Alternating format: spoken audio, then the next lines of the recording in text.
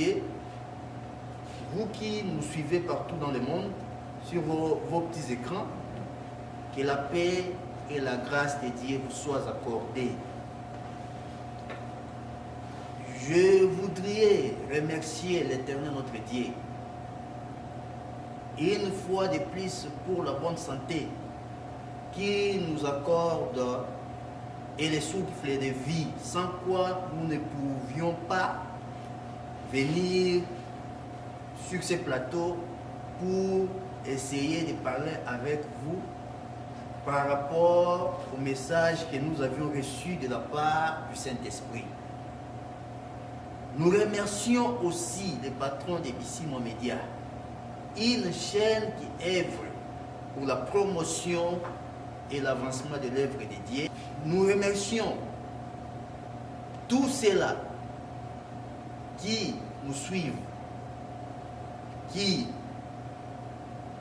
donnent leur temps pour essayer de nous suivre sur leurs petits écrans, qui nous soutiennent partout dans le monde. Nous avions reçu beaucoup de messages d'encouragement. Merci à vous tous. Bien-aimés dans le Seigneur, aujourd'hui, nous allons parler d'un sujet. Et ce sujet s'intitule « Le baptême de Jésus-Christ, symbole de l'embrassement et du baiser entre le ciel et la terre ». Pourquoi nous avions choisi ce thème? Parce que beaucoup d'entre nous pensent que le baptême de Jésus-Christ n'était qu'un exemple donné aux chrétiens afin qu'eux aussi puissent pratiquer ou soit passer par cet exemple de baptême. Or, en réalité, les jours du baptême de Jésus-Christ, il y a quelque chose de particulier qui s'est passé que beaucoup d'entre nous ignorent parfois. Bien-aimés dans le Seigneur, je me mets à la place de Jean-Baptiste comme un simple messager, comme un prédicateur. Il est là, Jésus-Christ arrive,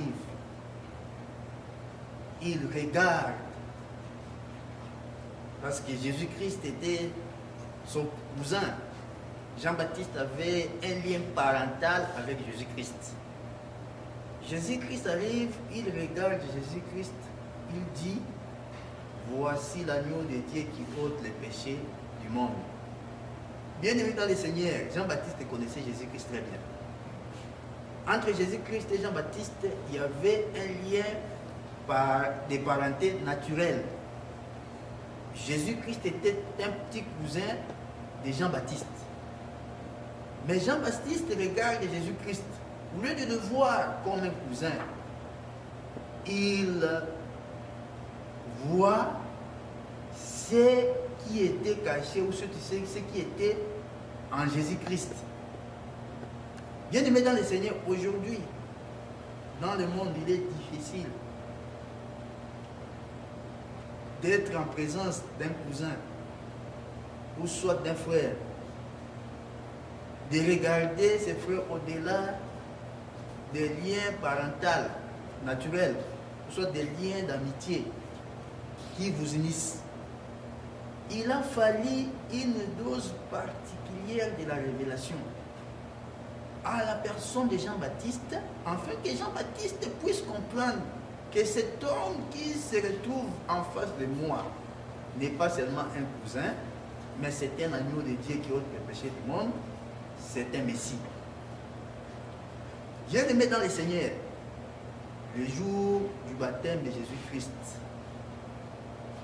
le ciel et la terre se sont réconciliés. L'homme et Dieu sont devenus un. La colombe et l'agneau, la colombe est descendue sur l'agneau. Jean-Baptiste, au-delà des liens parentaux qui lui initiait avec Jésus-Christ avait reçu une dose de révélation pour comprendre que celui qui s'est placé devant lui n'était pas seulement un cousin. Il était un agneau de Dieu qui ôte les péchés du monde. Bien aimé dans le Seigneur, parfois, dans ce monde, nous regardons nos cousins, nos frères et sœurs comme des humains. Mais bien aimé dans le Seigneur, laisse-moi vous dire une chose. Si l'Éternel Dieu des armées vous enlève les rideaux qui est devant vous, vous allez comprendre et connaître avec exactitude qui est votre bien-aimé qui se présente devant vous, qui est votre cousin, qui est votre frère qui se présente devant vous. Bien-aimé dans le Seigneur, avant que Jésus-Christ ne se sacrifie à la croix, il y avait 3 ans, 3 années qui s'est passé. Donc le jour du baptême de Jésus-Christ, Elohim du haut des cieux avait déjà vu cette scène. Elohim avait déjà vu cette scène. Donc, au-delà de ce que nous prenons comme exemple, le baptême de Jésus-Christ, il y avait une cérémonie particulière, une cérémonie que le monde n'avait pas connue et que le monde ne connaîtra plus jamais. Le ciel et la terre se sont embrassés de nouveau et se sont donné un baiser. L'homme et Dieu se sont réconciliés. Parce qu'avant le baptême de Jésus-Christ, avant cette cérémonie, l'homme était en désaccord avec Dieu. L'homme ne pouvait pas s'approcher de l'Éternel. Le sang des boucs et des taureaux qu'on offrait en guise de sacrifice pour le pardon des péchés ne ôtait pas les péchés, mais il couvrait plutôt les péchés. Et alors, le jour du baptême de Jésus-Christ, lorsque l'agneau s'est posé sur la colombe s'est posée sur l'agneau, donc les ciels et la terre se sont rapprochés de nouveau. Les ciels et la terre se sont embrassés. Dieu et l'homme se sont réconciliés. Dieu a embrassé l'homme. Dieu a embrassé sa créature. La colombe, comme oiseau doux, s'est posée sur l'agneau, un animal doux. Donc Dieu s'est rapproché à l'homme. Bien-aimé dans le Seigneur, merci pour l'attention particulière que vous nous avez accordée. Merci de nous avoir suivis avec beaucoup d'attention. Nous ne pourrions pas atterrir sans pour autant présenter nos gratitudes à certaines personnes qui nous ont aidés en fait que nous puissions venir passer sur cette chaîne, sur ce plateau, pour partager avec vous, avec humilité, c'est un petit message de la part du Saint-Esprit qui vous a réellement édifié. Nous remercions les patrons de BC Mohamedia, une chaîne qui fonctionne au Canada, une chaîne qui ne cesse d'appuyer les prédicateurs, les enfants de Dieu, pour l'avancement de l'œuvre de l'Éternel. Parce que l'heure est venue où les saintes écritures doivent être interprétées de manière correcte pour essayer d'enlever les équivoques ou soit les égarements que certains prédicateurs ont placé dans la tête des peuples de Dieu qui essaient d'embrayer le peuple de Dieu, car l'avènement du Seigneur est proche.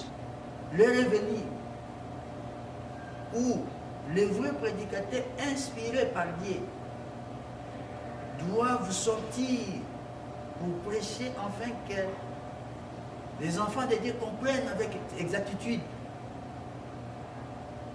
la pensée de l'Éternel notre Dieu par rapport aux Écritures saintes. Parce que moi je me dis, la Bible est ce que Dieu a parlé. Mais en réalité, il y a ce que Dieu voudrait parler. L'heure est venue où nous devons avoir des prédicateurs qui ne se limitent pas seulement à lire la parole de Dieu. Mais l'heure est venue où nous devons avoir des prédicateurs qui sondent les Écritures. Parce que la lecture de la Bible ou soit des Écritures, les païens aussi peuvent le faire. Mais bien aimé dans le Seigneur, laisse-moi vous dire que sonder les Écritures n'est pas donné à tout le monde. Que l'Éternel, notre Dieu, vous bénisse richement dans vos familles et partout ailleurs. Merci.